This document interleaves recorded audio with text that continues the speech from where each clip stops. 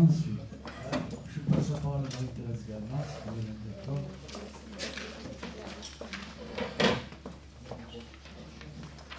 C'est le point numéro 3, finance, contrat de ville orange, subvention CCPRO 2009, initiative Terre de Vaucluse et 20.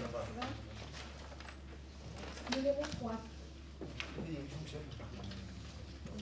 Alors, finance, contrat de ville orange, subvention CCPRO 2009, initiative Terre de Vaucluse et ACFA MSA.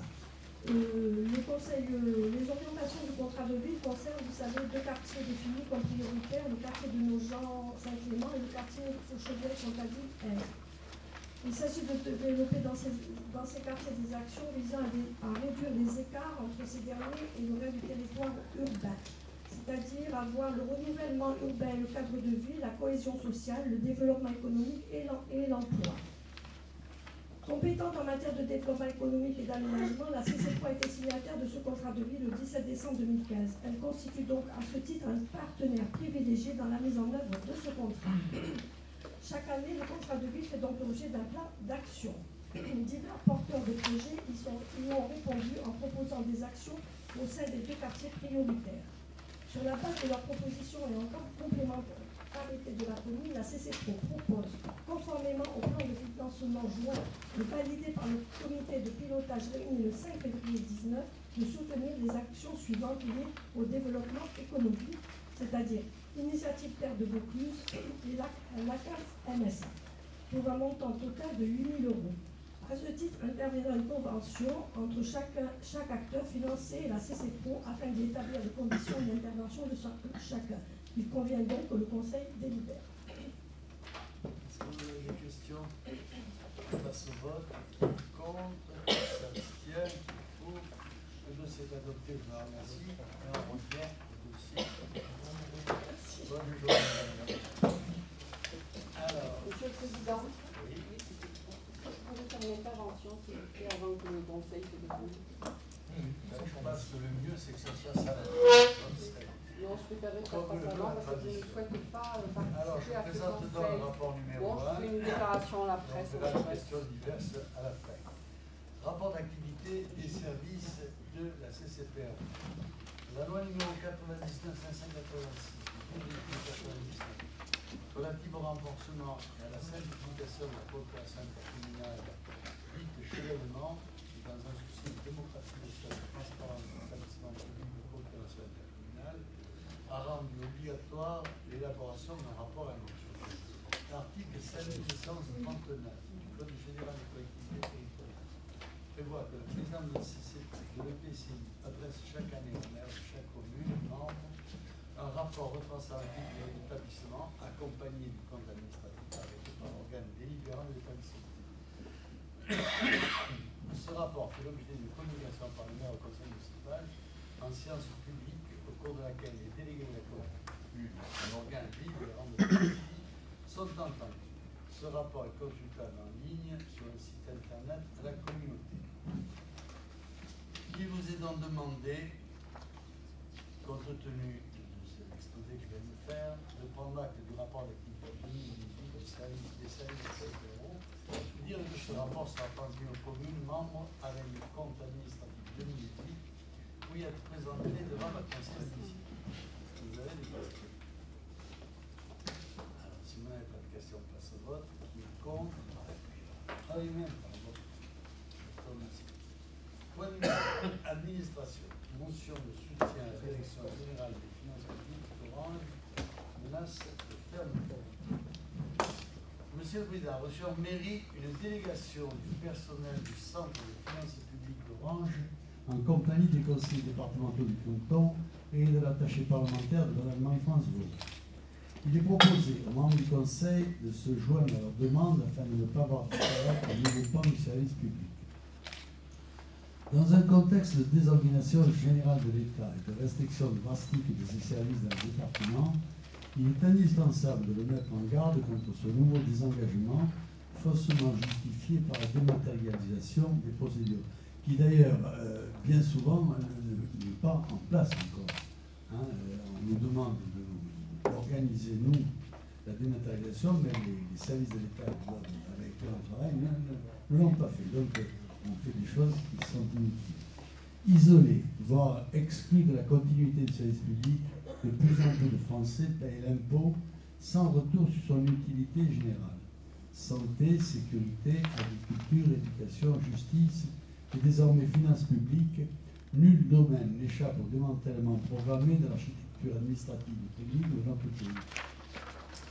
Paradoxe effroyable, dans le même temps, la dette publique augmente et le train de vie de l'État ne diminue aucunement. En revanche, les collectivités locales subissent une austérité sévère et durable. À Orange, la réaffectation des fonctionnaires par secteur provoque un véritable bouleversement. 9 fonctionnaires partiraient d'Orange pour Vaison-la-Romaine et 15 autres seraient établis à Carpentras. Dans le même temps, 25 fonctionnaires de Carpentras arriveraient à Orange. Ce nouveau déploiement des fonctionnaires de finances publiques abaisserait de fait la qualité de service des centres d'Orange, qui est jusqu'à présent le seul où tous les services fiscaux sont représentés en dehors d'Avignon. Indéniablement, la proximité actuelle n'existera plus, notamment pour les entreprises et les établissements publics. De plus, l'annonce de création d'antennes d'accueil par la mise en place de MSAP, Maison de service public, ou MFS, Maison France de service, sans spécialisation et sans personnalisation, ressemble à une mesure d'opportunité sans suivi assuré dans le temps. La multiplication des antennes laisse entrevoir la réalité d'un démantèlement qui se traduira à terme par des suppressions de postes pures et simples. Réorganisation ne doit pas signifier disparition. Au regard de ces différentes considérations, la CCPRO entend soutenir la défense des services de finances publiques par le vote d'une motion. Il est précisé que Mme Marie-France Moreau, députée de Vaucluse, apporte également son soutien aux légitimes inquiétudes des fonctionnaires du Trésor public et des contribuables du Nord Vaucluse. S'il y a quelqu'un qui veut prendre la parole, non, il n'y en a pas. Non. Alors on passe au Vous vote. permettez? Ça marche? Merci beaucoup. Oui, j'ai entendu d'une oreille, parce que je suis concentrée sur autre chose, venir donner des leçons à l'État sur sa manière de gérer l'argent public. Je ne suis pas tout à fait en désaccord avec vous sur ce point, mais franchement, quand on voit ce qui se passe à Orange, c'est pas le fait d'avoir 20 ou 25 millions sur les comptes de la ville qui disent que vous êtes un bon gestionnaire, parce qu'on sait aujourd'hui que beaucoup de dépenses sont encore enterrées, notamment sous les pavés d'Orange. Et on vient de voir que ce mandat de la CCPRO qui est en train de s'achever ici est un mandat pour rien, parce que ce que vous n'avez cessé de faire, et ce que vous ne cessez de faire, et ce que vous continuez de faire, c'est de judiciariser en permanence la vie de notre territoire. Et nous avons passé un mandat à digérer la prise de pouvoir d'Orange sur la CCPRO. C'est bien dommage. Et je continuerai après sur ce que j'ai à dire. C'est la presse qui le dira sur votre attitude aujourd'hui de couvrir les pires turpitudes que l'on désigne aujourd'hui, que l'on dénonce aujourd'hui, je dirais enfin. Et moi je suis touchée particulièrement, pourquoi? Parce que c'est des choses que j'ai vécues lorsque j'étais enfant. Et revivre cela aujourd'hui et voir que tout ça est couvert dans une silence absolue, dans une soumission totale par l'ensemble de cette assemblée, me fait mal au ventre. Voilà. Donc merci. Je ne vois pas ce qu'il y a à voir dans votre vomi avec le dossier contrainte, qui est un dossier important. On est toujours avec vous dans la diabolisation, dans l'insulte et la diffamation. Mais vous pouvez en profiter, comme je ne suis pas défendu par les services de l'État, il n'y a aucun problème. Moi, je ne porterai pas plainte. On passe au vote. Qui est contre? Qui s'abstient? Qui est pour? Le dossier est à l'unanimité. Je vous en remercie. Nous avons vu le dossier numéro 3, dont nous voyons le dossier numéro 4. C'est Louis qui le rapporte. Oui, merci Monsieur le Président. Oui, donc ça concerne, dans le cadre du développement du territoire, la via Vénitienne, une liaison de la gare de Jonquière au poste de charge multimodal de la gare d'Orange. Donc ça concerne une fonction de 5,6 km. C'est une convention tripartite de financement des études entre les départements Vaucluse, la communauté économique de Ligny ou d'Orange, le syndicat de la via Vénitienne. Alors la commune communauté de communes de Pyrénées d'Orange est membre du syndicat mixte de la Via Vénétia aux côtés de la commune d'agglomération Ventoux-Comtat-Vénécin, de la commune de communication du Comtat et de la commune de Velleron. Le projet de loi verte Via Vénétia d'Orange-Velleron concerne pour la CCPO les communes d'Orange et de Jonquière. Sous couvert du bail hypothétique, le conseil départemental de Vaucluse a en charge la réalisation gardienne de la Via Vénétia de Jonquière-Velleron pour la route du Calabon, Eurovéloroute numéro 8. Au 31 décembre 2018, la Via Vénétia est réalisée à l'ouest jusqu'à la gare de Jonquière. Dans la planification globale actuelle de la Via, la section de Jonquière-Oran n'est ni prévue ni planifiée, faute de cadre juridique établi. La CCPO, dans le cadre de sa politique d'aménagement du territoire, souhaite fortement prolonger la Via Vénétia entre la gare de Jonquière et le pôle d'échange multimodal de la gare d'Orange pour répondre à la mobilité du quotidien, notamment des déplacements domicile-travail et le développement de l'économie touristique. Lors du conseil syndical de la Via Vénétia du 27 février 2018, il a été acté de prendre rang lors de l'enquête publique de révision du plan local d'urbanisme d'Orange pour une demande de mise en place des emplacements réservés nécessaires à la poursuite de la Via Vénétia vers Orange, chemin des Ramasses. Dans le cadre de la mise en œuvre du plan vélo présenté par le Premier ministre et Mme Elisabeth Borne, ministre chargée des Transports, le premier appel à projet Fonds Mobilité Active Continuité Cyclable a été lancé visant à soutenir le développement d'itinéraires cyclables structurant dans tous les territoires. Après appel à projet auquel la communauté commune a développé une candidature et donné une subvention à hauteur de 40%.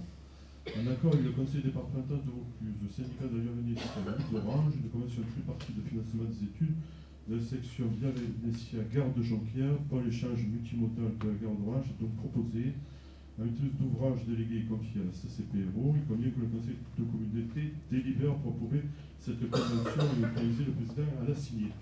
Alors, si tu permets, Président, deux choses. Dans ce que j'ai lu, le conseil départemental bénéficie de mailles électriques jusqu'à la limite de Jonquière et d'Orange, donc jusqu'à hauteur du chemin des Abbayers. Deuxièmement, ça ne s'empêche pas, au contraire, c'est la partie après sur Orange où il faut trouver un moyen pour pouvoir faire ses études, c'est pour ça qu'il y a cette convention tripartite. Le deuxième point que je voudrais dire, c'est que la Via Vénétia est prioritaire jusqu'à quasiment hauteur de 10 ovaires. Voilà. C'est pour ça qu'après, on parle du chemin des Ramasses, qui a un emplacement réservé. Ça a été vu avec le maire d'Orange et ses services. Pour intégrer ça dans le plan local d'urbanisme. Alors pour moi, je pense pour vous aussi, c'est un point très important parce que ça permettra après du pôle d'échange multimodal jusqu'à d'aller rejoindre la Via Rona en passant par l'Aigle, puisqu'il y a déjà un ouvrage sur l'Aigle, et d'avoir une véritable liaison entre la Via Rona à l'ouest et à l'est, au sud-est, la Via du Calabon, qui est l'Eurovéloroute numéro 8. Et donc c'est vraiment une réalisation qui, à terme, va être essentielle pour nos territoires, que ce soit pour les pays d'Orange que pour le Comtat vénétien. Merci de votre attention. Oui, je pense que tout le monde partage cet avis et sur l'utilité qu'il y a à développer tout cela. On passe au vote. Qui est contre, qui s'abstient, qui est pour, donc c'est adopté. Je vous remercie. Dossier numéro 5, Alain. Merci Président. Donc, protocole de fin des contrats, délégation de service public de l'eau et de l'assainissement pour la commune de Courthézon. La commune de Courthézon a conclu à la société Suez Eau France, anciennement Lyonnais des Eaux, un contrat de délégation de service public d'eau potable entrant en vigueur le 27 mars 2010 et qui arrive à échéance le 26 mars 2020. La commune de Courthézon a conclu à la société Suez Eau France, anciennement Lyonnais des Eaux, un contrat de délégation de service public d'assainissement entrant en vigueur le 25 novembre 2012 qui arrive à échéance le 26 mars 2020. La communauté des communes, CCPO, est compétente sur le territoire en matière d'eau et d'assainissement depuis le 1er janvier 2019. La CCPO a fait réaliser un audit qui a permis de vérifier l'exécution économique des contrats. Une négociation entre la collectivité et le délégataire a été menée pour encadrer les conditions de fin de sortie des contrats actuels. La CCPO et Suez entendent, par le protocole annexé à la présente libération, arrêter les modalités de fin des contrats et préparer en garantissant la continuité des services à la transition avec les futurs exploitants. Ce protocole a pour objet d'assurer le solde financier de l'exécution des contrats DSP dans le strict respect de leurs clauses spécifiques, initiales ou résultant de leurs avenants respectifs. Les termes financiers de ce protocole sont sans effet sur la rémunération du délégataire qui reste inchangée jusqu'au terme des contrats DSP actuels. Il convient que le Conseil de communauté délibère. Pas de questions, on passe au vote. Qui est contre? Qui s'abstient? Qui est pour? C'est adopté. Dossier numéro 6. Dossier 6. Alors, par délégation des services publics, la ville d'Orange a confié la gestion de la station d'épuration à la société Suez depuis le 1er janvier 2013. Dans le cadre de son contrat d'affermage et l'exploitation des ouvrages et des équipements nécessaires. La station d'épuration d'Orange dispose d'une fosse de dépotage adaptée pour accepter uniquement les matières de vidange issues des installations d'assainissement domestique. Fosse fixe, fosse septique, ouvrage d'assainissement individuel, regroupé, etc. Toutefois, il convient préalablement à l'acceptation de ces matières de définir les critères d'acceptabilité et les conditions techniques et financières de leur dépotage. À ce titre, pour les entreprises ou les sociétés de vidange et d'assainissement qui souhaitent solliciter le dépotage de matières issues de l'assainissement sur le site de la station d'épuration d'Orange, il est proposé de signer une convention qui fixera les modalités de réception et de traitement des déchets. Une procédure du suivi des déchets depuis leur origine jusqu'au lieu de traitement a été mise en place par l'exploitant. Un bulletin d'analyse des matières de vidange et un bordereau de suivi des déchets authentifie la chaîne de vie du produit jusqu'au site de la station d'épuration. En application de l'article L1331-10 du Code de la santé publique, en contrepartie des charges de traitement supplémentaires engendrées par nature des effluents, toute société venant dépoter les matières issues de l'assainissement est assujettie au règlement d'une participation financière spéciale qui se décompose comme suit. La participation aux investissements, 6 € hors taxe par mètre cube de matière dépotée. Participation aux frais d'exploitation, qui est la part de la gestion de l'exploitant, c'est 25 € hors taxe de mètre cube de matière dépotée. Il convient que le Conseil de communauté délibère. Y a-t-il des questions? Pas de questions, on passe au vote. Qui est contre? Qui s'abstient? Qui est pour? C'est adopté. Je vous remercie. Dossier numéro 7. Voilà, toujours. Donc, l'article L1331-1 du Code de la santé publique stipule que les raccordements des immeubles du réseau public de collecte disposés pour recevoir les eaux usées domestiques et établis sous la voie publique à laquelle ces immeubles ont accès, soit directement, soit par l'intermédiaire de voies privées ou de servitudes de passage, est obligatoire dans le délai de 2 ans à compter de la mise en service du réseau public de collecte. Pour les rejets assimilables à un rejet domestique, rejet issu d'activités professionnelles dont les eaux usées résultent de l'utilisation de l'eau assimilable à un usage domestique, les entreprises ont droit de faire valoir un droit au raccordement. En revanche, les rejets issus d'activités professionnelles et dont les eaux ne résultent pas de l'utilisation de l'eau assimilable à un usage domestique ne sont pas autorisés de droit à se raccorder. Ces usagers industriels doivent préalablement faire une demande d'autorisation CCPO compétente en matière d'assainissement. Cette autorisation sera délivrée par le PCI sous la forme d'un arrêté de déversement assorti d'une convention spéciale précisant le cas échéant les modalités techniques et financières de la prise en charge des rejets. La convention sera établie définissant les modalités complémentaires à caractère administratif, technique, financier et juridique que les parties s'engagent à respecter pour la mise en œuvre de l'arrêté d'autorisation de déversement des eaux usées non domestiques de l'établissement dans le système d'assainissement de la commune d'Orange. Ces modalités sont fixées en tenant compte des contraintes réglementaires et légales applicables à l'exploitant et dans le respect des contraintes techniques d'exploitation des dix ouvrages. Un coefficient de pollution sera appliqué pour chaque établissement conventionné. Il se détermine par comparaison des caractéristiques de l'effluent non domestique de l'établissement par aux caractéristiques moyennes d'un effluent domestique sur la commune d'Orange. Le coefficient de pollution sera au minimum égal à 1. Alors le coefficient de pollution est donné, c'est assez technique. On passe sur tout ça, dans lequel le DCOI, DBO, 5I sont les caractéristiques de l'effluent. DCOD, DBO5D sont les caractéristiques moyennes de l'effluent domestique sur la commune d'Orange. Il convient que le Conseil de communauté délibère. Pas de questions? On passe au vote. Qui est contre? Qui s'abstient? Qui est pour? C'est adopté. Suivant, qui concerne la commune de Jonquière. La ville de Jonquière a réalisé son schéma directeur d'assainissement 2010, qui a découlé sur un programme pluriannuel de travaux hiérarchisés au niveau de priorité à terme de réduction d'entrée d'eau claire parasite permanente en entrée de station d'épuration. Ces investissements ont pour but de pérenniser et fiabiliser le fonctionnement des ouvrages actuels. Les travaux de remplacement du collecteur de la rue du Petit Pont ont été identifiés lors du schéma directeur d'assainissement comme permettant la réduction de 56 m3 jour d'eau claire parasite permanente.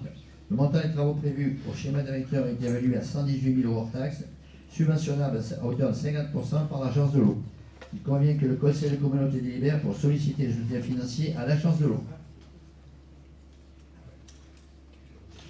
contre, qui s'abstient, qui est pour, le dossier est adopté à l'unanimité. Je vous en remercie. Dossier suivant. Ah, c'est pas moi. C'est bon. Voilà. Tiens. Alors, dossier numéro 9, décision modificative budgétaire numéro 2.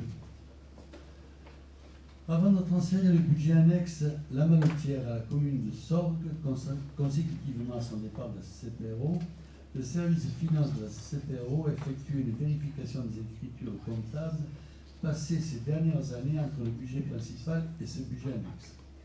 Il en ressort des erreurs d'imputation sur les exercices 2013 et 2014.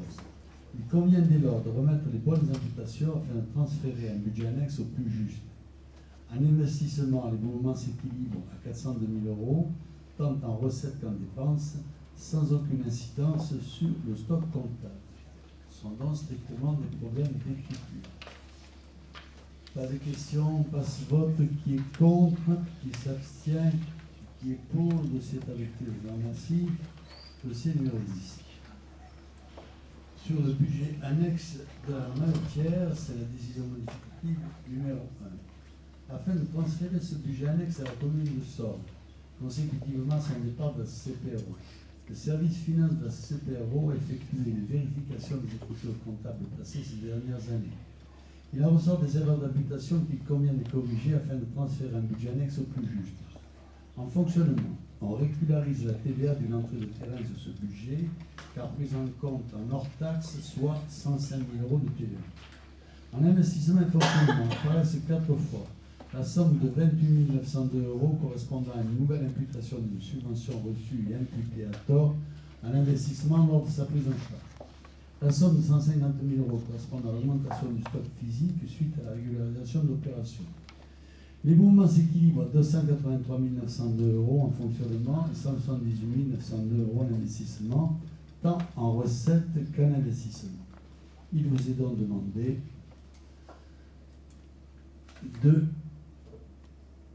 d'accepter d'approuver la décision modificative numéro 1 du budget annexe en matière de la CPRO équilibré en recettes et en dépenses.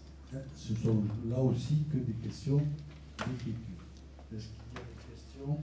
Pas de questions, on passe au vote. Qui est contre, qui s'abstient, qui est pour, le dossier est adopté, je vous remercie. Dossier suivant, Xavier Martin. Merci, Président.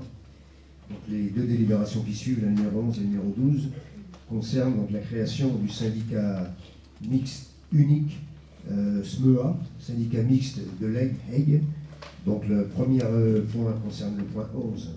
Par délibération du 8 et 9 juillet 2019, les trois syndicats Sidrezo, Sidrei et SMA ont approuvé la fusion des trois syndicats afin de mettre en œuvre une gestion globale, concentrée et solidaire à l'échelle du bassin versant de l'Aigle, au travers de la création donc, de ce syndicat unique au 1er janvier 2020, tel que préconisé par l'entrée en vigueur de la compétence GEMAPI. Donc, par courrier en date du 6 septembre 2019, M. le préfet de la Drôme a adressé aux établissements publics, qui nous concernent donc, par représentation substitution de leur commune, d'un des trois syndicats appelés à fusionner, un arrêté interpréfectoral fixant le projet de périmètre du nouveau syndicat résultant de la fusion du Sidrezo, du Sidrei et du SMA, accompagné du projet de statut de ce futur syndicat. Pour rappel de la démarche, le projet de fusion des trois syndicats est inscrit dans le schéma de coopération intercommunale des départements de la Drôme, département de Vaucluse, depuis 2016. La création d'un syndicat mixte unique sur ce bassin de l'Aigle est inscrite dans le socle donc des affluents rive gauche du Rhône. Le projet de statut du syndicat mixte issu de la fusion des trois syndicats fait suite à un travail engagé par les trois présidents de ces syndicats, les 7 EPCI FP, depuis 2 ans, afin de permettre que celle-ci s'effectue dans les meilleures conditions possibles, tant en ce qui concerne la participation financière des membres, qu'en ce qui concerne la gouvernance et le fonctionnement du futur syndicat. Vous aviez en pièce jointe le statut. Voilà, le Président, il s'agit de voter. On passe au vote. Qui est contre, qui s'abstient, qui est pour. Le dossier est adopté à l'unanimité. Je vous en remercie. Le dossier suivant. Donc ça, c'est la suite. Donc de ce fait, donc dans la suite logique de la fusion de ces trois syndicats en un seul syndicat unique, il va y avoir transfert de la compétence GEMAPI et de certaines missions complémentaires dites hors GEMAPI. Donc tout ça, c'est dans la suite logique ici de la loi MAPTAN, donc en déclinant la GEMAPI. Donc dans le cadre du socle, nous allons donc, pour rappel, donc, le syndicat mixte de l'EG, qui s'appellera donc le SMEA, syndicat mixte de l'EG. Pourquoi? Parce que côté Drôme, c'est avec un E, côté Vaucluse, c'est avec un A, tout simplement. Tel que défini dans un arrêté de périmètre interpréfectoral 2019-249-006 par les préfets de la Drôme et de Vaucluse et des Hautes-Alpes de Provence, fixe le périmètre du dit syndicat ainsi que ses projets de statut. Donc, quand la compétence GEMAPI sont déclinés en 4 articles, ce qu'on appelle les articles 1, 2, 5, 8, donc vous avez en lecture sous les yeux. Et ensuite, vous avez également ce qu'on appelle les missions complémentaires hors GEMAPI, c'est-à-dire les articles 11 et 12. Voilà. Il convient donc que le Conseil de communauté délibère pour approuver ce transfert de compétences du futur statut, étant entendu qu'il prendra effet au 1er janvier 2020. Pas de questions? On passe au vote. Le dossier est adopté à l'unanimité. Je vous en remercie. Dossier suivant, Louis.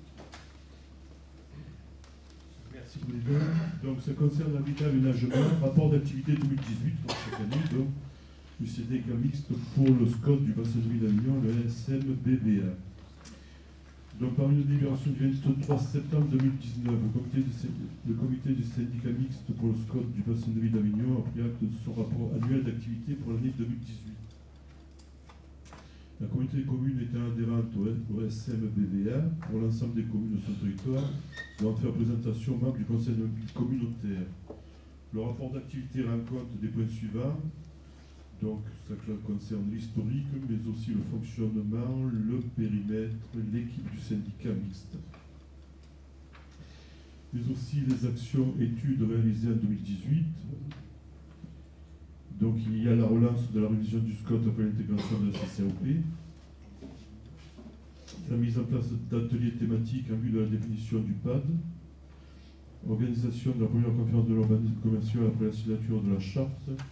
Participation au SPADET Provence-Côte d'Azur avec une collaboration interscot. Dans ce rapport, vous avez aussi le détail des comités syndicaux de 2018, mais aussi les résultats du compte administratif de l'exercice 2018, avec une section de fonctionnement, un solde positif de 72 260 € 66 centimes, section d'investissement plus 16 250 € 55 centimes, soit un résultat cumulé de 88 511 € 21 centimes. Le rapport d'activité 2018 du syndicat mixte pour le SCOT du bassin de vie d'Avignon est disponible en téléchargement sur le site internet www.scot-bva.fr, rubrique documents, délibération numéro 2019-29. Il convient donc que le conseil de communauté prenne acte de la présentation de ce rapport. Y a-t-il des questions? Pas de questions, on passe au vote. On a plein. Alors, Dossier numéro 14, Louis. Merci Président. Donc, toujours dans la rubrique habitat et aménagement, ça concerne le deuxième programme local de l'habitat, le PLH de la CCPRO 2020-2025. Il faut que nous arrêtions le projet de PLH après avis des communes. Alors, par délibération en date du 17 juin 2019, le Conseil de communauté de la CPRO a arrêté le projet du deuxième programme local de l'habitat de la CPRO. Premièrement, le contenu du programme local d'habitat encadré par le Code de la construction et de l'habitation comprend les éléments essentiels suivants: le diagnostic, les orientations stratégiques et enfin le programme d'action thématique. Le programme local d'habitat définit 4 grandes orientations qui répondent aux enjeux déterminés par le diagnostic et structure les actions à mener sur la période 2020-2025, à savoir, donc il y a 4 orientations. La première qui vise à mieux connecter le développement de l'offre de logement avec la politique d'aménagement durable du territoire. La deuxième orientation vise à mobiliser ou qualifier le parc existant en lien notamment avec la revitalisation du centre-ville. Donc cette deuxième orientation est faite en relation avec l'OPA intercommunal qui a déjà été voté. La troisième orientation vise ainsi à produire une offre diversifiée adaptée aux besoins, et la quatrième orientation vise ainsi à mettre en place une gouvernance de la politique de l'habitat et se donner les moyens de suivre et d'animer le PLH. Chacune de ces actions est déclinée dans le programme d'action jointe à la PRESA. Les engagements financiers prévisionnels du deuxième PLH sont à hauteur de 1 120 € pour les périodes 2020-2025. Ces engagements sont prévisionnels, feront l'objet d'une nouvelle APSCP lorsque le PLH sera exécutoire. Le PLH est ainsi été transmis pour avis aux communes membres. Donc, les observations soulevées par les communes portent essentiellement sur la réactualisation des données relatives. Tout d'abord, au gisement foncier, à la production estimée des logements sur la période du PLH au regard des autorisations d'urbanisme en cours. Ça concerne les permis d'aménager, permis de construire en cours d'instruction. Le deuxième point, la deuxième observation, c'est les évolutions des PLU et PPRU du Rhône. Approbation du PLU d'Orange en février 2019, arrêté du PLU de la commune de Cadros en juillet 2019, de la révision en cours du PLU de Courthézon.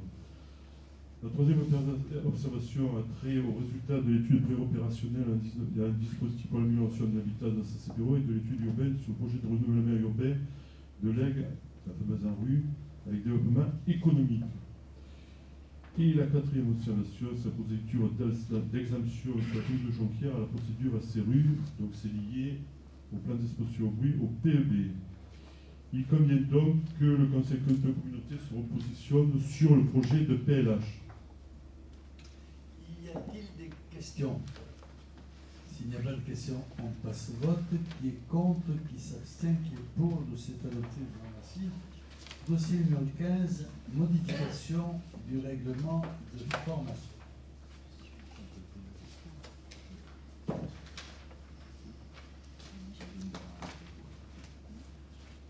Suite à la parution des nouveaux textes réglementaires en février 2019, il apparaît que le montant actuel du remboursement des frais d'hébergement n'est pas en cohérence avec le prix du marché actuel et que les collectivités disposent de la faculté de revaloriser ces montants au-delà de 60 € dans la limite des taux de l'État. Il devient donc nécessaire de revaloriser les frais de déplacement et d'hébergement qui n'avaient pas fait l'objet de révision depuis 2006. Cette revalorisation entraîne la modification du règlement de formation ainsi que la prise en charge des frais d'hébergement et kilométrique dans le cadre d'autres missions. Pour les indemnités kilométriques, la revalorisation du barème est de 17% depuis le 1er mars 2019. Quant aux frais d'hébergement, jusqu'à rembourser dans la limite de 60 € et 100 € en région parisienne, ceux-ci seront revalorisés comme le suit après approbation du Conseil communautaire. Taux de base 70 €, grande ville et commune de la métropole du Grand Paris 90 €, commune de Paris 110 €. Il convient que le Conseil délibère sur la modification du règlement de formation. Est-ce qu'il y a des questions? S'il n'y a pas de questions, on passe au vote. Qui est contre, qui s'abstient, qui est pour. Le dossier est adopté, je vous en remercie. J'ajoute, avant de passer aux questions diverses, que vous avez les décisions du bureau, que vous êtes même, que donc je vais analyser, que donc je ne vais pas vous lire.